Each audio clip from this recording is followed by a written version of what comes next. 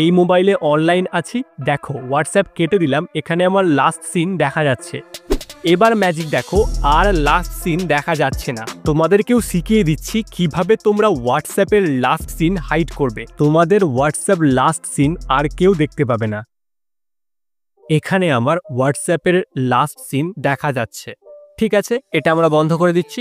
WhatsApp open করলাম, top right সাইডে 3 dot এখানে ক্লিক করলাম, নিচে সেটিংসে ক্লিক করলাম, তারপর প্রাইভেসি অপশানে ক্লিক করতে হবে। তারপর প্রথমে যে অপশানটা আছে লাস্ট সিন অ্যান্ড অনলাইন, এখানে ক্লিক করতে হবে।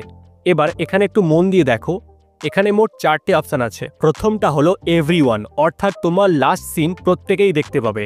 দ্বিতীয়টা হলো মাই কন্ট্যাক্ট, ডিফল্টে এটাই সেট করা থাকবে। তার মানে তোমার মোবাইলে যাদের নাম্বার সেভ করা আছে শুধুমাত্র তারাই তোমার লাস্ট সিন দেখতে পাবে।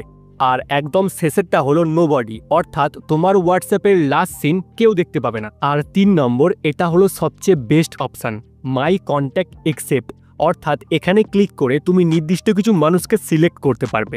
শুধুমাত্র তারাই তোমার হোয়াটসঅ্যাপ লাস্ট সিন দেখতে পাবে না, বাদবাকি তোমার কন্ট্যাক্ট লিস্টে যারা আছে সবাই তোমার লাস্ট সিন দেখতে পাবে।